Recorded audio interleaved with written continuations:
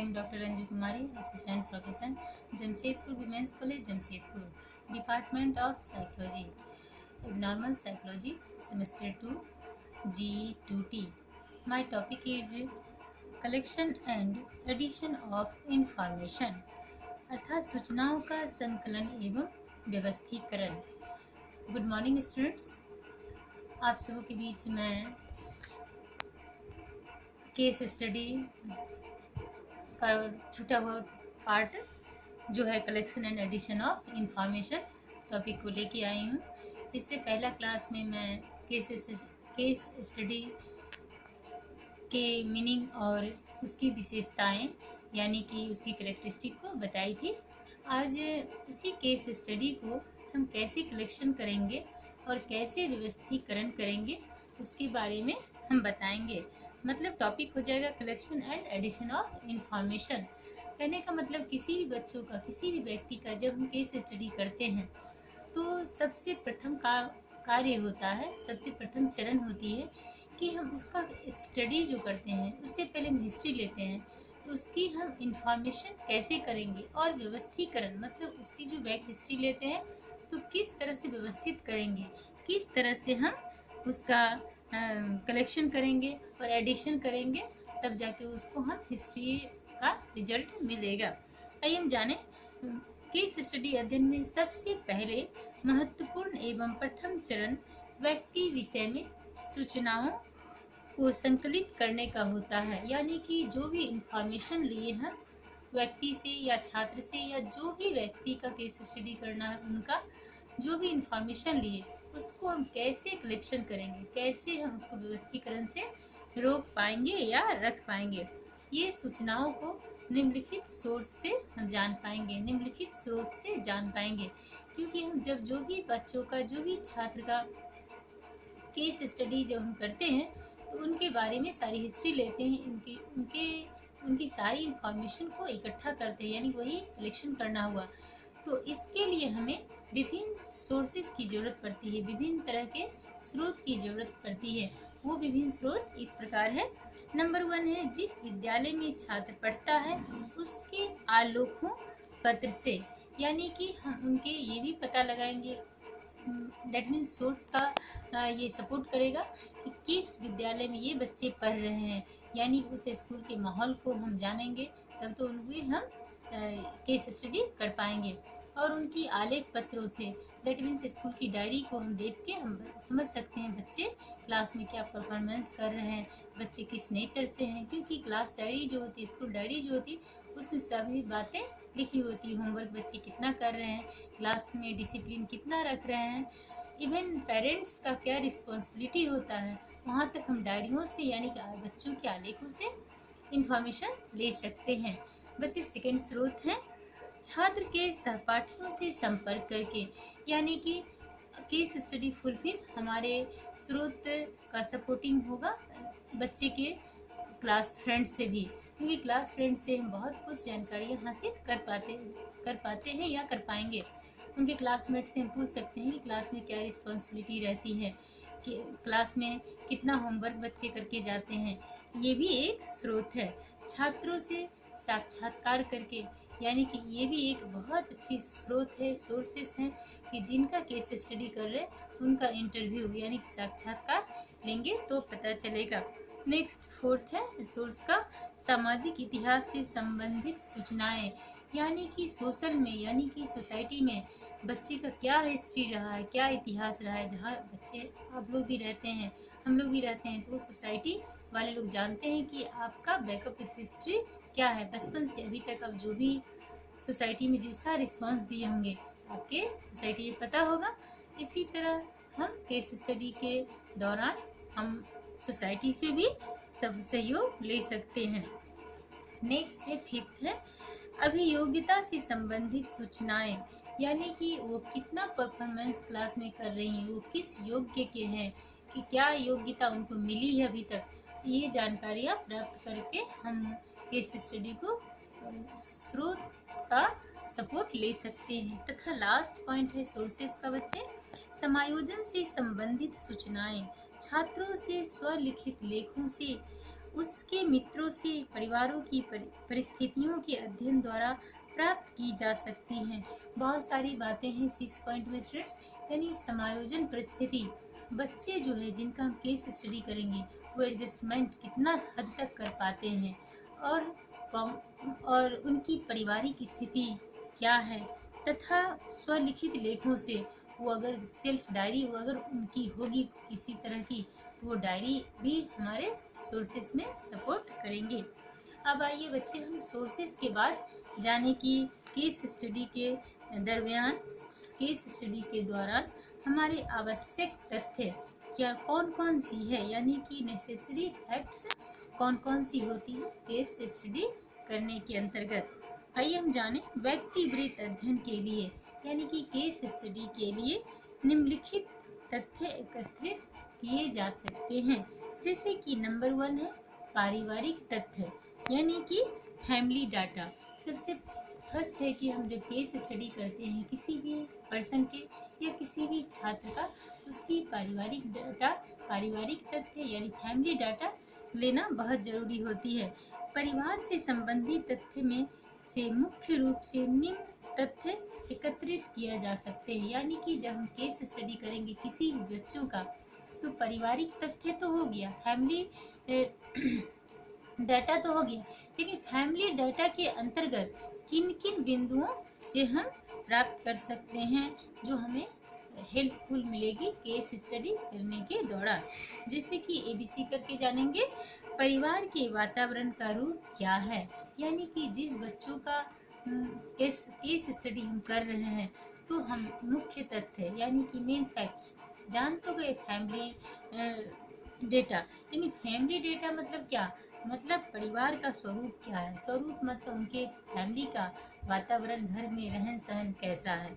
Next है सब point में बालक के प्रति माता पिता का व्यवहार कैसा है, यानी कि जिन बच्चों का हम केस स्टडी कर रहे हैं उनके प्रति पेरेंट्स का कैसा व्यवहार है, कैसा बिहेव अपने बच्चों के साथ वो करते हैं। वो जैसा बिहेव करते होंगे तो बच्चा क्या है उसके अकॉर्डिंग वो बन रहे होंगे, तो उसके अकॉर्डिंग हमारा केस स्टडी का आंसर मिलेगा। सब पॉइंट में ही थर्ड पॉइंट है माता पिता के पारस्परिक संबंध का कैसा रूप है, यानी कि बच्चे आप लोग को पता होगा, अगर नहीं है तो जानिए कि हमारे पेरेंट्स जो है, यानी कि अगर आप लोग का पेरेंट्स जैसे होंगे, आप आपसी मेल मिलाप, आपसी समायोजन शक्ति, वैसे इफेक्ट बच्चे पे निश्चित रूप से पड़ता है। इसलिए तो बच्चे कहा जाता है कि फैमिली का माहौल अच्छा रखना बहुत ही जरूरी है बच्चों को अगर अच्छा बनाना है तो।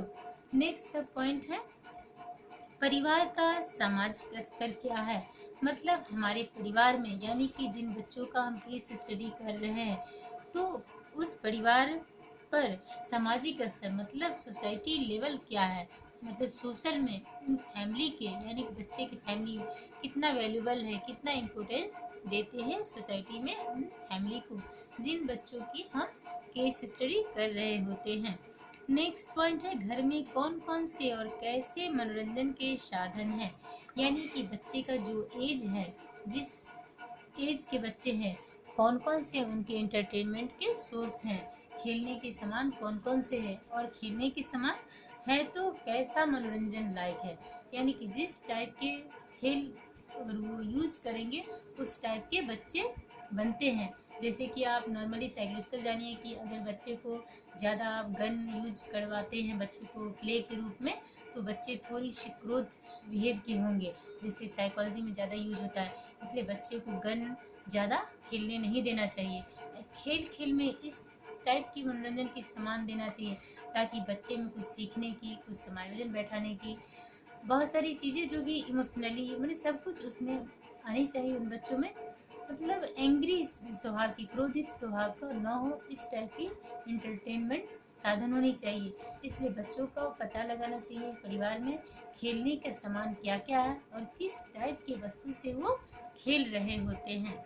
नेक्स्ट पॉइंट अब हम बच्चे आएंगे नेक्स्ट पॉइंट, मतलब मेन पॉइंट का नेक्स्ट पॉइंट, जैसे कि फर्स्ट है पारिवारिक तथ्य फैमिली डेटा, उसी तरह नेक्स्ट है व्यक्ति संबंधी तथ्य, यानी कि डेटा रिलेटेड टू पर्सनालिटी, मतलब व्यक्ति पर कितना कैसा पर्सनालिटी पड़ता है। व्यक्तित्व के संबंधित तथ्यों में बालक को परिवार के प्रति अभिवृत्ति, मित्र विद्या एवं स्वयं के प्रति अभिवृत्ति, संवेगात्मक अवस्था यानी उनकी हैबिट्स किस टाइप की है, अपने व्यक्तित्व संबंधी, अपनी पर्सनालिटी को डेवलप करने में उनकी अपने आप को कैसा सहयोग करते हैं, उनके परिवार उनके लिए क्या सहयोग करते हैं, उनके मित्र उनके लिए क्या सहयोग करते हैं, वही कहलाते बच्चे व्यक्ति संबंधित तथ्य। यानी कि अपनी सेल्फ जो बच्चे हैं अपनी पर्सनालिटी को बनाने में क्या क्या कर रहे हैं और उनके डेवलप पर्सनालिटी करने के लिए स्टूडेंट्स यानी कि फ्रेंड्स उनके कितने सहयोग कर रहे हैं, पेरेंट्स उनके कितने सहयोग कर रहे हैं,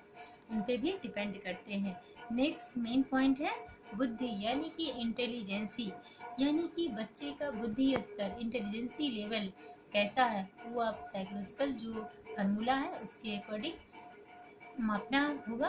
वो माप के आप समझ सकते हैं कि बुद्धि स्तर यानी कि बच्चे का इंटेलिजेंसी लेवल कितना है और वो अपने लाइफ में बुद्धि लेवल के द्वारा इंटेलिजेंसी लेवल के द्वारा कितना गोल्स प्राप्त कर चुके हैं, कैसी अचीवमेंट प्राप्त कर पाए हैं। नेक्स्ट 4 है शारीरिक स्वस्थ, यानी कि बच्चे हेल्दी कितना रहते हैं इस पे भी डिपेंड करता है बच्चे का डेवलपिंग में, वो स्वस्थ रह रहे हैं कि नहीं, हेल्थ से स्ट्रांग है या नहीं, लाइफ में उनका कभी ऑपरेशन तो नहीं हुआ है, ऑपरेशन हुआ तो किस पार्ट का हुआ है, मतलब ये सब भी इफेक्ट पड़ता है बच्चे पे। इसलिए केस स्टडी के वक्त हेल्थ मतलब स्वस्थ संबंधित हेल्थ रिलेटेड बातों को भी जरूर जानें और यदि कोई मेजर पॉइंट है उनके हेल्थ में तो उन बातों को भी केस स्टडी के दौरान पॉइंट आउट करें। किसी तरह खास बीमारियां तो नहीं है, क्रोनिक डिजीज तो नहीं है, उनसे तो वो परेशान तो नहीं है, क्योंकि उन सब से अगर परेशान होते हैं उनके लाइफ में डेवलपिंग का रुकने का वो सब भी रीजन हो सकता है। नेक्स्ट 5th है विशिष्ट योग्यताएं यानी कि स्पेशल क्वालिफिकेशन। इसके अंतर्गत शैक्षिक अथवा अन्य कोई योग्यता यानी कि जैसे बच्चे पढ़ रहे हैं उनके अलावा कोई स्पेशल क्वालिफिकेशन ले रहे हैं कि नहीं, कोई स्पेशल एक्टिविटीज़ क्लास कर रहे हैं कि नहीं, ये सब भी इंफॉर्मेशन लेना होता है। नेक्स्ट 6 है वर्तमान समस्या अथवा कठिनाइयाँ, यानी कि आचरण संबंधी, स्वस्थ संबंधित, शिक्षा संबंधित, संवेगात्मक अथवा विद्यालय में उपस्थित आदि अनेक प्रकार की समस्याएं हो सकती है। मतलब बच्चे का हेल्थ पे और बच्चे स्कूल में कितने उपस्थित रहते हैं, कितने अनुपस्थित रहते हैं, इन सब की डेटा भी लेना होता है, क्योंकि अगर अनुपस्थित ज़्यादा रहते हैं इस बातों का पता लगाना होता है किस रीजन से वो ज़्यादा क्लास में अब्सेंस होते हैं। अगर कंटिन्यू अगर प्रेजेंट होते हैं, अब्सेंट होते ही नहीं है, इस बातों का भी अंदाज़ा लगाना होगा, अंदाज़ा नहीं इंफॉर्मेशन लेना होगा कि किन कारणों से वो अब्सेंट बिल्कुल होते ही नहीं है, यानी कि स्टूडेंट्स बिल्कुल स्ट्रांग है हेल्थ से या काफ़ी एक्टिव है, बहुत सारी रीजन होते हैं, या इनके फैमिली सपोर्टेड इतने हैं कि अब्सेंट होने से वो वंचित करते हैं, बहुत सारी कारण होती है बच्चों के अब्सेंट और प्रेजेंट में। नेक्स्ट पॉइंट है बच्चे 7th व्यवसाय एवं शिक्षा योजना, यानी कि planning of vocation and education, यानी कि भविष्य में क्या व्यवसाय कर रहा है और वर्तमान में क्या भविष्य में क्या व्यवसाय करना है अथवा वर्तमान में क्या व्यवसाय है, शिक्षा कहाँ तक प्राप्त की है। जिन व्यक्ति का हम केस स्टडी करते हैं उन पर्सन के बारे में जानेंगे भी कि वर्तमान में क्या वोकेशनल उनका है, क्या व्यवसाय है, क्या प्रोफेशन में है। अगर भविष्य में अपनी प्रोफेशन चेंज करना तो नहीं चाह रहे हैं, अगर चेंज करना चाह रहे हैं तो क्यों करना चाह रहे हैं, इन सारी बातों का पता लगाएंगे। और शिक्षा संबंधित अगर कुछ ज़्यादा एज वाले का हम केस स्टडी करते हैं तो उनके बारे में ये भी पता लगाएंगे कि एजुकेशन वो कितना तक ले चुके हैं, क्योंकि एजुकेशन बहुत बड़ी मायने रखती है डेवलपिंग का या थिंकिंग का, इमोशनली का, बहुत सारी रीजन्स चेंज होती है शिक्षा के कारण। नेक्स्ट पॉइंट है बच्चे लास्ट 8 पॉइंट है सामान्य तथ्य, यानी कि कॉमन डेटा, कॉमन डेटा के अंतर्गत बच्चे आप समझ सकते हैं कि अगर हम आपको बोलेंगे कॉमन बातें बताएं अपने बारे में, तो कॉमन बातें में आप क्या बताएंगे? अपने नेम बताएंगे, पेरेंट्स नेम बताएंगे, किस कॉलेज में पढ़ती हैं सो बताएंगे। इसी तरह केस स्टडी के अंतर्गत कॉमन डेटा जो होता है उसके अंतर्गत छात्रों का नाम होता है, उम्र होता है, लिंग होता है, घर का पता होता है आदि से संबंधित सूचनाएं सामान्य तथ्य है। यानी कि कॉमन डेटा जब हम लेंगे केस ऑफ हिस्ट्री में, तो उसमें उन बच्चों से, उन पर्सन से सॉरी उनका नाम पूछेंगे, उनका एज पूछेंगे, और लिंक तो पूछने की ज़रूरत ही नहीं है, लिंक तो हम देख के समझ ही सकते हैं। और उनके होम एड्रेस यानी घर का पता भी पूछेंगे, ताकि हम उन एरिया के बारे में जान पाएंगे कि किस एरिया से बिलोंग करते हैं ये पर्सन। तो उस हिसाब से हम उनका केस स्टडी कर पाएंगे, अच्छे से एनालाइज कर पाएंगे। आज हम आप लोग को collection and addition of information chapter को कंप्लीट किए। नेक्स्ट स्टेज में आती हूँ आप लोग को स्टेप इन केस स्टडी, यानी कि केस स्टडी के क्या क्या कदम हैं, क्या क्या सोपान है, उसके बारे में लेके आती हूँ। आज के लिए बस इतना ही बच्चे। ओके, धन्यवाद।